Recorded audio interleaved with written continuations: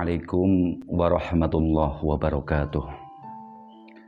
Alhamdulillahilladzi ahlul hamdi wassana al-munfaridu birida'il kibriya al-mutawahhidu bil majdi wal ala al-mu'ayyidu saffatal awliya'i biquwwatis sabri ala sarra'i wad dharra wa syukru alal bala'i wan na'ma wassalatu wassalamu ala sayyidil anbiya wa ala alihi qadatil bararatil adqiya. Amma ba'd, faqala an-nabiyyu sallallahu alaihi wasallama man shoma ramadana imanan wahtisaban ghufira lahu ma taqaddama wa ma ta'akhkhar au kama qol. Para pemirsa yang dimuliakan Allah,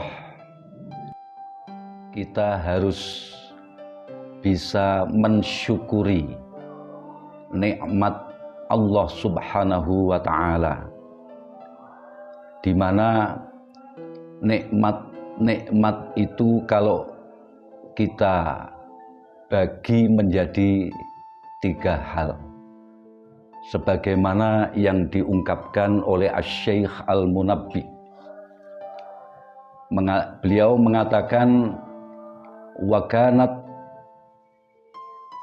al-khasa'is min ni'amillahi salasah.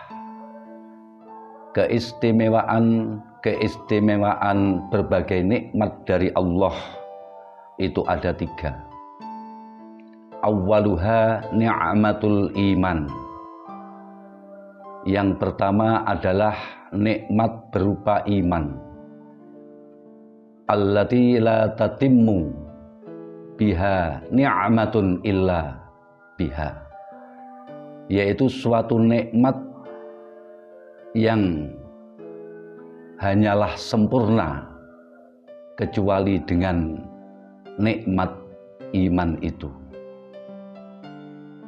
Kalau kita lihat orang yang memiliki sebuah nilai kesempurnaan dalam kehidupan, itu adalah orang yang memiliki idealitas iman yang kokoh. Ketika orang didatangi berbagai problem dalam konteks kehidupan keseharian, kalau dikembalikan kepada Allah, itu akan menjadi sebuah solusi yang sangat berharga dalam kehidupan umat manusia. Wasaniha ni'matul afiyah allati la tatimmu sihhatun illa biha. Suatu nikmat yang tidaklah sempurna nikmat itu kecuali dengan sebuah kesehatan. Jadi kesehatan yang kita miliki semua itu pemberian dari Allah dan memiliki nikmat yang luar biasa. Sebab ketika orang menderita sakit, memiliki penyakit, katakanlah penyakit ringan,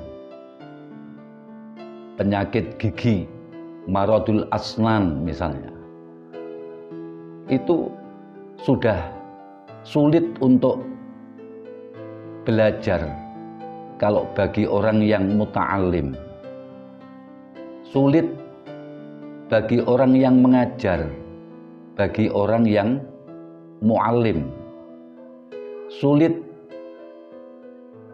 bekerja bagi para pekerja. dan lain sebagainya. Jadi kesehatan yang dimaksudkan di sini adalah kesehatan yang merupakan keistimewaan yang diberikan oleh Allah Subhanahu wa ta'ala. Wasalisuha ni'matul ghina, yaitu nikmat kaya. Kekayaan itu tidak harus berupa harta, tidak harus berupa rizki, tapi juga nikmat ilmu yang didapatkan, dan itu semata-mata semua datang dari Allah Subhanahu wa ta'ala. Ni'matul ghina allati la tatimmu kifayatun illa biha, dan hanyalah bisa sempurna mendapatkan kecukupan dari Allah Subhanahu wa ta'ala. Jadi dalam konteks hidup dan kehidupan umat manusia, khususnya umat Islam, itu adalah 3 hal kenikmatan. Yang pertama adalah nikmatul iman, yang kedua adalah ni'matul afiyah, yang ketiga adalah ni'matul ghina. Itu para pemirsa yang dimuliakan Allah Subhanahu wa ta'ala. Kemudian ketika kita masuk pada bulan puasa, itu orang bisa menjalankan puasa dengan sempurna kalau memiliki kesehatan yang prima, baik lahir maupun batin. Tanpa adanya satu kesehatan yang prima, maka puasa itu tidak akan bisa dilaksanakan. Ini menurut ketentuan syarat rukun yang berkaitan dengan puasa. Alhamdulillah, alhamdulillah, summa alhamdulillah, kita pada saat ini oleh Allah diberi 3 kenikmatan itu, kenikmatan yang luar biasa, maka harus kita syukuri dan kita nikmati. Karena tidak cukup hanya mengatakan alhamdulillah, tapi kita harus bisa melaksanakan apa yang menjadi kewajiban kita dalam keseharian. Para pemirsa yang dimuliakan oleh Allah, seorang ulama besar namanya Asy-Syaikh Abi Muhammad Ibnu Muhammad Al-Ghazali radhiyallahu an, dalam sebuah kitab monumentalnya, yaitu kitab Ihya Ulumuddin, beliau menyatakan bahwa at-tasyakkur wa al-i'tirafu bi ni'matil mun'im ala wajhil khudu', yaitu mengakui atas segala nikmat yang diberikan oleh Allah. Al-i'tirafu bi ni'matil mun'im ala wajhil khudu', dengan cara rendah hati. Artinya di sini melaksanakan apa yang menjadi kewajiban atau ketentuan yang diberikan kepada hambanya. Ini sebagaimana contoh kita diberi kesehatan yang ada dalam diri kita, kemudian datang pada bulan Ramadan, kemudian kita berbahagia dengan bersyukur melaksanakan ibadah puasa. Karena ibadah puasa yang dimaksud dalam bulan Ramadan itu adalah puasa wajib, maka harus dilaksanakan. Dalam konteks pelaksanaannya, dalam kondisi situasi yang sehat, ini akan mendukung atas kesempurnaan ibadah tersebut. Dalam hadis Nabi, sebagaimana yang saya sampaikan tadi, adalah man soma Ramadanan imanan wahtisaban ghufira lahu ma taqaddam wa ma ta'akhkhar. Jadi barang siapa yang puasa pada bulan Ramadan dengan penuh keimanan, maka ia akan diampuni dosa-dosanya dan juga dosa yang telah lewat maupun dosa yang akan datang. Maka dalam hal ini perlu juga disampaikan bahwa mahyas syam, apa yang dimaksud dengan puasa itu. Karena ini harus diketahui, puasa itu adalah al-imsak anil hawa, yaitu mengekang hawa nafsu. Itu puasa secara bahasa. Tapi secara syar'i, puasa itu adalah wa ibaratun an imsakin makhsusin wa al-imsaku anil akli wasyurbi wal jima'i minas subhi ilal maghrib ma'an niyah. Puasa menurut syariah, menurut syara' itu adalah ibaratun an imsak, yaitu suatu ibarah, suatu ungkapan imsak daripada mengekang kekangan yang ditertentukan, yaitu mengekang makan, minum, jima, kumpul suami istri mulai subuh sampai maghrib dengan disertai niat melaksanakan puasa Ramadan. Nah, ini perlu dicamkan ketika puasa itu sudah harus lepas dari makan dan minum, kemudian berkumpul antara suami istri dari mulai subuh sampai maghrib dengan disertai niat yang sempurna, bahwa niat menjalankan puasa Ramadan. Itu dalam konteks syar'i. Perlu diketahui bahwa bulan Ramadan ini merupakan bulan yang penuh hikmah. Jadi as-syamu lahu fadhail wa khasa'is adimah. Jadi memiliki keistimewaan-keistimewaan, memiliki keutamaan-keutamaan. Di antaranya yang pertama adalah as-syamu minal a'mal allati yu'iddullahu bihal maghfirah wal ajral azim. Jadi puasa itu bagian dari berbagai aktivitas di mana Allah mempersiapkan sebuah pengampunan dan pahala yang amat besar. Jadi beruntunglah bagi orang yang melaksanakan puasa Ramadan. Di samping puasa itu adalah sesuatu yang diwajibkan oleh Allah Subhanahu wa ta'ala. Kemudian yang kedua, as-syamu khairun lil muslim law kana ya'lam. Dalam Al-Quran disebutkan wa antasumu khairul lakum in kuntum ta'lamun. Jadi puasa kalian itu lebih baik daripada kamu, bagimu. Puasamu itu adalah lebih baik bagimu apabila kalian itu mengetahui. Jadi kalau ketika kita melihat di seputar kita, sebagaimana contoh yang ada di terminal, di kerumunan, di tempat-tempat yang berupa hiburan misalnya, kemudian menemukan orang-orang yang tidak berpuasa misalnya, meski mereka itu adalah umat Islam, jangan-jangan mereka tidak puasa karena tidak tahu. Ketidaktahuannya itulah yang menyebabkan dia itu melaksanakan iftar, melaksanakan makan dan minum, karena mereka tidak tahu bahwa puasa itu adalah diwajibkan.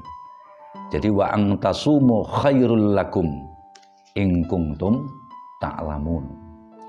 Nah, itu yang pertama. Yang kedua, jangan-jangan mereka tidak puasa karena memang tidak memiliki keimanan, yang kokoh, di mana umat Muslim itu harus mengimani dalam konteks berpuasa ini. Jadi kalau ada orang yang tidak berpuasa, itu jangan-jangan memang mereka tidak mengimani. Lah tugas bisa mereka bikin beriman terhadap puasa yang diwajibkan oleh Allah, maka membutuhkan bimbingan dan binaan bagi asatid, ustadzat, masyayikh, para guru dan lain sebagainya, supaya mereka sadar diri bahwa puasa itu adalah merupakan kewajiban dan juga merupakan hal yang wajib dilakukan, karena itu dilakukan oleh orang-orang yang beriman. Kemudian yang ketiga, asyamu sababun min asbabit taqwa. Jadi puasa itu adalah sebab dari berbagai sebab ketakwaan kepada Allah Subhanahu wa ta'ala. Jadi banyak sekali orang yang menyetir menggunakan ayat ya ayyuhallazina amanu kutiba alaikumussyam kama kutiba alal ladzina min qablikum la'allakum tattaqun. Jadi orang yang memiliki ketakwaan yang luar biasa kepada Allah Subhanahu wa ta'ala, sebagai batu loncatannya, sebagai wasilahnya adalah dengan berpuasa. Lebih-lebih apa yang disampaikan oleh Allah Subhanahu wa ta'ala itu adalah puasa wajib, yaitu puasa pada bulan Ramadan. La'allakum tattaqun. Ini tujuannya adalah supaya menjadi orang-orang yang bertakwa. Menurut seorang mufassir, bahwa takwa itu ada 3 hal. Yang pertama, puasa ketakwaan itu adalah alladzi yadhkuru wala yangsa. Jadi orang yang selalu berzikir kepada Allah dan tidak lupa kepadanya. Jadi selalu ingat kepada Allah. Itu bagian dari makna substansinya takwa.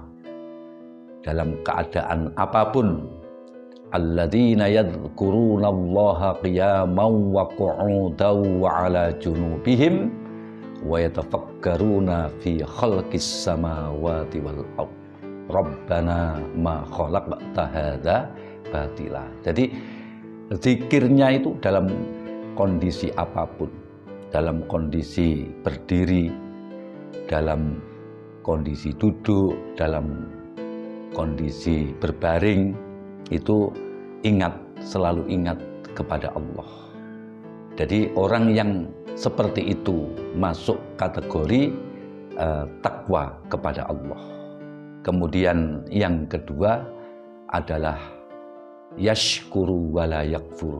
Jadi orang yang selalu bersyukur kepada Allah, tidak kufur kepadanya. Apapun yang merupakan nikmat dari Allah patut disyukuri dan dinikmati, tidak boleh kufur nikmat kepada Allah Subhanahu wa ta'ala.